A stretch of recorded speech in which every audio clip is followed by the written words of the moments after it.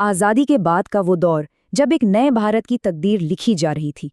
ये कहानी है देश की पहली बड़ी आर्थिक छलांग की, उस प्लान की जिसने आने वाले भारत की नींव रखी। तो चलिए समझते हैं भारत की पहली पंचवर्षीय योजना की इस दिलचस्प कहानी को। चलिए सबसे पहले टाइमलाइन सेट कर लेते हैं। ये कहानी शुरू होती है 1 अप्रैल 1951 से और चलती है 31 मार्च 1956 तक। ये वो 5 साल थे जब एक बिल्कुल नया राष्ट्र अपने पैरों पर खड़ा होने की कोशिश कर रहा था और अपने भविष्य के लिए एक मजबूत जमीन तैयार कर रहा था। अब देखिए, किसी भी बड़े प्लान के पीछे एक सोच होती है, एक फिलॉसफी होती है। इस योजना के पीछे जो आइडिया था वो था हेराल्ड-डॉमर मॉडल। अगर बिल्कुल आसान भाषा में समझें तो इसका फंडा ये था कि किसी भी देश की ग्रोथ सीधे सीधे इन्वेस्टमेंट पर निर्भर करती है। मतलब देश जितना ज्यादा पैसा बचाएगा और उसे जरूरी चीजों जैसे कि सड़कों, बांधों, फैक्ट्रियों में लगाएगा, इकोनॉमी उतनी ही तेजी से दौड़ेगी। यही वो इंजन था जो इस पहली योजना को पावर देने वाला था। तो इस बड़े से प्लान का सबसे पहला, सबसे जरूरी मकसद क्या था? फोकस सिर्फ एक चीज पर था, कृषि का विकास, देश की अर्थव्यवस्था की बुनियाद को मजबूत करना। और ये फैसला यूं ही नहीं लिया गया था। सोचिए, उस वक्त भारत की ज्यादातर आबादी गांवों में रहती थी और खेती पर ही निर्भर थी। तो करोड़ों लोगों का पेट भरने और ग्रामीण अर्थव्यवस्था को ताकत देने के लिए कृषि को प्राथमिकता देना ही सबसे पहला और सबसे जरूरी कदम था। ठीक है, तो लक्ष्य तो सेट हो गया, कृषि, पर इसे पूरा कैसे किया गया? चलिए अब उन बड़े बड़े प्रोजेक्ट्स और पहलों को देखते हैं जिन्होंने इस प्लान को सिर्फ कागजों से निकालकर हकीकत बना दिया। और इसकी शुरुआत हुई उन विशाल प्रोजेक्ट्स से जिन्हें उस वक्त आधुनिक भारत के मंदिर कहा गया था।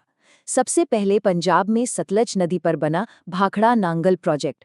ये सिर्फ एक बांध नहीं था, बल्कि सिंचाई और बिजली के मामले में भारत की आत्मनिर्भरता का एक बहुत बड़ा सिंबल था। और ये तो बस शुरुआत थी। कहानी आगे बढ़ती है ओडिशा की ओर, महानदी पर बने हीराकुंड बांध तक। ये दिखाता है कि कैसे देश के अलग अलग कोनों में एक साथ बड़े पैमाने पर काम हो रहा था। मकसद साफ था, नदियों पर काबू पाकर पानी को सीधे खेतों तक पहुंचाना। और फिर पश्चिम बंगाल में दामोदर नदी पर बनी दामोदर घाटी परियोजना। तो देखिए, ये तीनों प्रोजेक्ट्स मिलकर एक बड़ी तस्वीर बनाते हैं।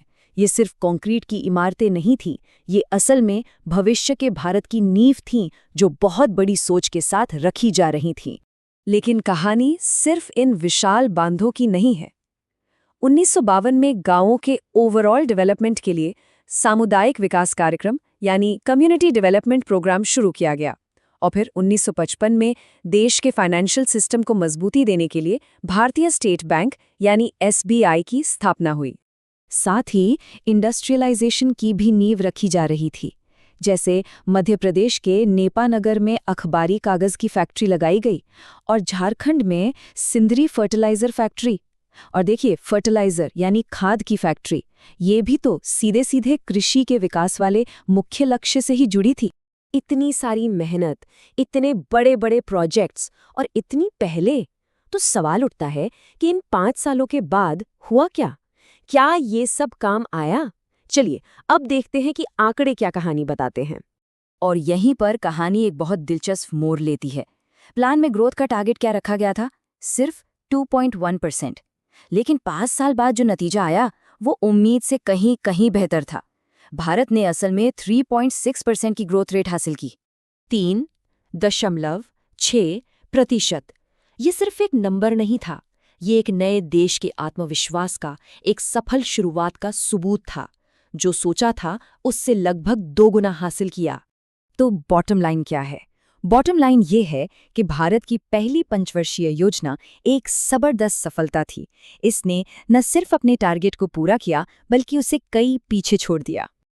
और यहीं से एक बड़ा सवाल खड़ा होता है, इस पहली शानदार कामयाबी ने भविष्य के लिए क्या रास्ते खोले? इसने भारत की आने वाली योजनाओं को किस तरह से बदला? क्योंकि ये वो नींव थी जिस पर आने वाले दशकों में भारत की पूरी इमारत खड़ी होने वाली थी।